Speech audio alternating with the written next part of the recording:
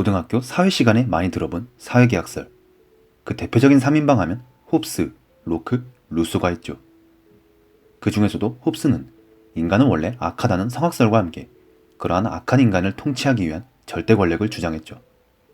그러나 로크는 성선설을 통해 인간은 본래 합리적이라고 보았고 정부는 인간의 자연적인 권리를 보호하기 위한 존재라고 보았습니다. 그렇다면 로크의 이 주장이 어떻게 탄생했을까요? 각종 종교 및 권력 투쟁으로 개판일분전이었던 영국의 배경을 통해 그의 사상에 대해서 한번 알아보겠습니다.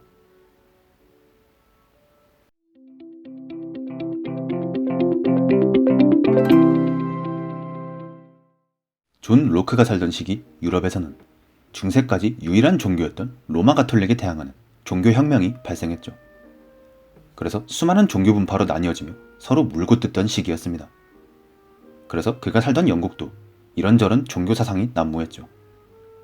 특히 왕의 권한을 절대시하던 가톨릭 중심의 왕당파와 돈 많은 상류층과 귀족계급이 포함된 개신교 중심의 의회파, 이 둘 사이의 권력 투쟁이 극심했습니다. 로크의 아버지는 왕당파와 대립하는 의회파의 사람이었는데 1642년 그 둘 사이에 일어난 전쟁에 가담했다가 왕당파에게 패배하고 가산을 다 탕진하게 되죠. 그러나 아버지와 인연을 맺은 한 정치 당원의 도움으로 당대 최고의 명문학교에 입학할 수 있었습니다.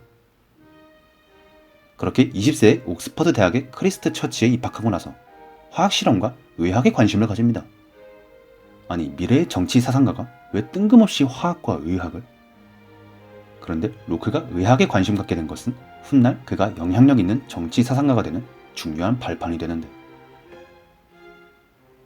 어느 날 로크는 옥스퍼드 대학에서 의학을 연구하다가 샤프치 버리 남작을 만나게 됩니다.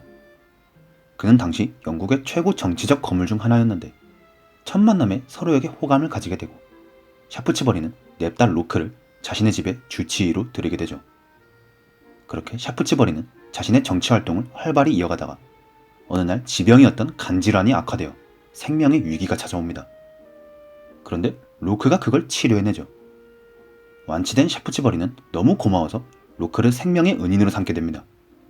이때부터 샤프치 버리에게 가족과 같은 대우를 받으면서 로크도 자연스럽게 그의 정치 활동에 관여하게 된 것이죠.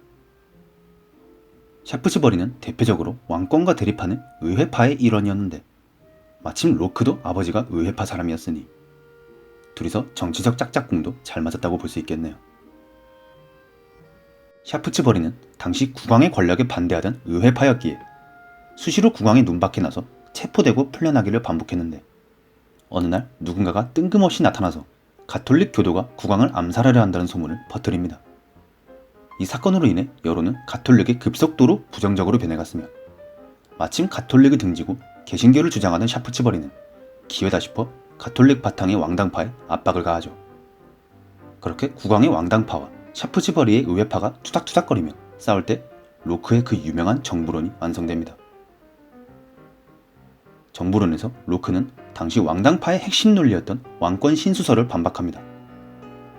당시 왕권 신수설을 대표적으로 주장했던 로버트 필머는 국왕의 권위는 신으로부터 물려받은 것이며 이는 아버지가 아들에게 가지는 북권과 같은 것이라고 말했죠. 그렇기에 국왕은 아들에 비해 높은 권한을 가지는 아버지와 같이 시민 위에 절대적인 권한을 가졌다고 본 겁니다. 그러나 로크는 북권과 왕권은 그렇게 절대적이지 않다고 말합니다. 아버지라고 해서 아들의 재산이나 생명에 대한 권리를 가지는 것이 아니듯 왕도 시민에게 그러한 절대적 권한을 가진 것이 아니라면 왕권 신수설을 대놓고 까죠. 이는 왕당파의 정통적인 권위에 제대로 저항하는 발언으로서 의회파인 샤프치 버리의 견고한 사상적 기반 역할을 했다고 알려집니다. 그렇게 기세가 등등해진 샤프치 버리는 남몰래 반란을 추진합니다.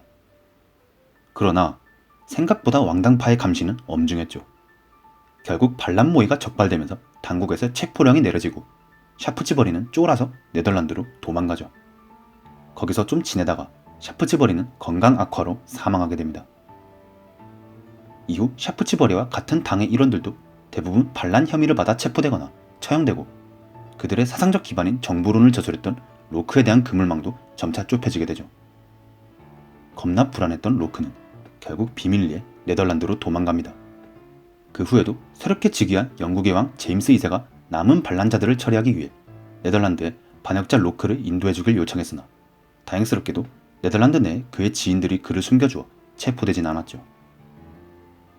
그렇게 제임스 2세가 즉위하는 동안에는 절대 영국에는 발도 들이미지 못할 것 같았지만 그러한 제임스 2세가 점차 민심을 잃게 됩니다.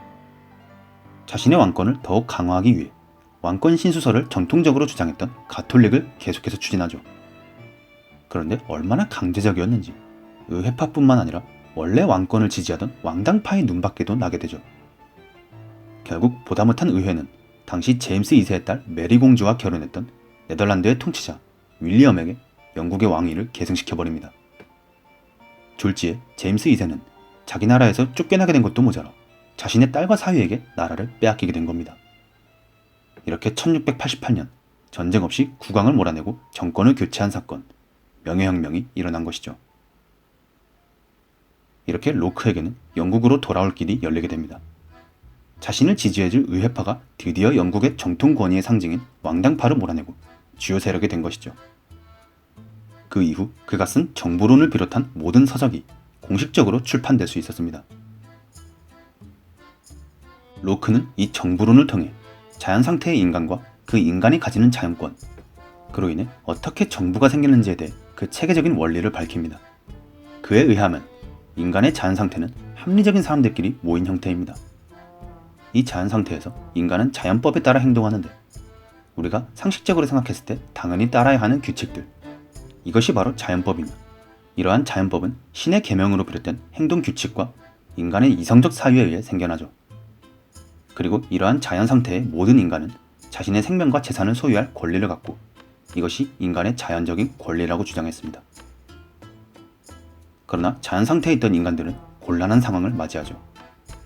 자연법에 따라 지극히 상식적으로 살지만 악한 마음을 품은 누군가는 내 재산을 탈취하려 하고 심지어 나를 죽이려고 할 수도 있습니다. 이럴 때 나는 내 재산과 나 자신을 지키기 위해 그를 해칠 정당한 권리를 가지게 됩니다. 그러나 자연 상태의 모든 인간이 자신의 권리만을 주장하게 된다면 서로의 권한이 충돌하게 되고 그것을 처리할 명확한 규정과 법이 필요하게 되죠. 그래서 그것을 중립적으로 판단해 줄 수 있는 정부의 필요성을 느끼고 인간들은 사회 계약을 통해 정부를 구성하게 된다는 겁니다. 그러나 정부 또한 자신만의 권한을 주장할 가능성이 있기 때문에 정부의 이해관계가 얽힌 문제라면 자신에게 유리하게 판결할 가능성이 있죠. 그래서 정부는 절대 권력을 가질 수 없고 사법권은 이러한 정부로부터 독립되어야 한다고 주장합니다. 여기서 이권 분립론이 주장되었고 이는 오늘날의 삼권 분립 체제의 기원이 되죠. 제일 중요한 것은 마지막 부분인데 정부는 자연 상태 인간들의 계약에 의해 잠시 그들의 권한을 위임받은 것에 지나지 않는다는 겁니다. 그래서 로크는 홉스와는 달리 정부가 절대 권력을 가진 것이 아니며 정부는 오직 시민의 사유재산과 생명을 보호하는 공동선을 지키기 위한 기관일 뿐이라고 주장합니다. 그래서 시민의 동의 없이 시민의 생명이나 재산과 같은 기본권을 침해할 수 없으며 만약 정부가 시민의 권리를 침해하게 된다면 시민들은 언제든지 그 정부를 바꿀 권한이 있다고 말하죠. 이는 후에 국민의 정부에 대한 저항권을 인정함으로써 당시 제임스 2세를 몰아낸 명예혁명의 사상적 정당성을 확립하는 역할을 했다고 알려집니다. 그러나 이에 대해서는 아직도 갑론을박이 많죠. 정부론의 마지막 부분, 국민의 저항을 인정한 부분이 정말 명예혁명의 사상적 기반이 되었냐는 겁니다. 당시 제임스 2세가 물러난 영국의 정치 상황에서 의회파와 기존 왕당파는 새로운 국왕 선출과 정치적 변화를 어떻게 합의해야 할지 서로 격렬하게 논쟁을 벌였는데 이때 정부론의 논지는 언급조차 되지 않았다는 겁니다. 이것에 대해서는 아직 확실히 뭐가 맞다고 볼 수는 없고 그냥 정부가 국민의 재산 및 생명에 대한 권리를 잘 지켜야 한다는 논지가 중요한 것 같네요. 어찌됐든 로크의 이와 같은 사상은 후에 오늘날의 민주주의 사상의 기틀을 마련하게 됩니다. 우리가 항상 사회 시간에 배웠던 사회계약설의 대표 3인방 중 하나인 로크. 당시에는 이론적인 것만 암기하느라 바빴지만 그 인물의 생애 및 사상을 함께 살펴보면 조금 더 수월하게 이해할 수 있을 것이라 생각했습니다. 앞으로도 저 인문학 텔러와 함께 많은 사상가의 이야기를 들어보시길 희망하면서 오늘의 이야기는 여기서 마치겠습니다.